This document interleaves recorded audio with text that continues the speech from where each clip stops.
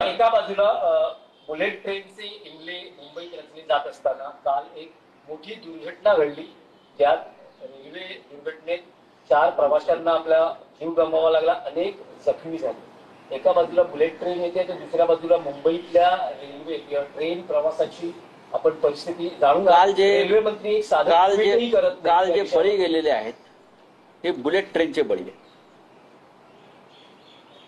काल ज्या मराठी प्रवाशांचे बळी गेलेले आहेत ते नरेंद्र मोदी, अमित शाह, देवेंद्र फडणवीस यांचे जे स्वप्न आहे मुंबईचा गुजरात करण्याचं, आणि त्यासाठी बुलेट ट्रेन आहे। मुंबई अहमदाबाद काल जे सामान्य लोक ज्यांनी जीव गमावला ते बुलेट ट्रेनने प्रवास करणार नाही, ते एसी ट्रेनने प्रवास करत नाहीत। पण मुंबईतील मुठभर धनिक लोकांसाठी एसी ट्रेनच्या फेऱ्या वाढवल्यामुळे लोकल ट्रेनच्या फेऱ्या कमी झाल्या आणि त्यातून गर्दी वाढली। हे सत्य आहे। बुलेट ट्रेन, हायस्पीड ट्रेन ही गुजरातची सोय, मुंबईतल्या मराठी माणसाची सोय नाही। मुंबईतल्या रेल्वे प्रवासामध्ये लोकल ट्रेन्स वाढणं, त्याच्या सुविधा देणं, यासाठी ना देवेंद्र फडणवीस ना एकनाथ शिंदे यांची चिरंजीव जगभ्रमण करणारे आम्ही बोलतोय त्याच्यावर। ही आमची वेदना आहे।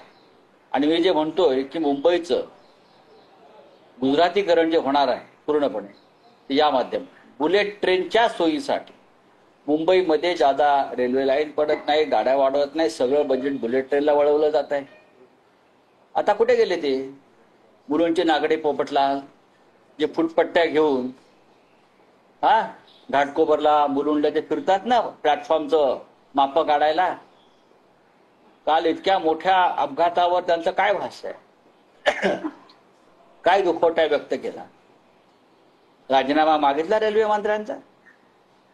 कोण आहे काय वैष्णव काय कुठे आहेत ते? आले मुंबई आले का? ही सगळी कॉर्पोरेट मंडळी, हे सगळे गौतम अडाणीचे चमचे, यांना मुंबई विकायची आहे मराठी माणसाची, आणि आम्हाला सांगतायत। चला, धन्यवाद।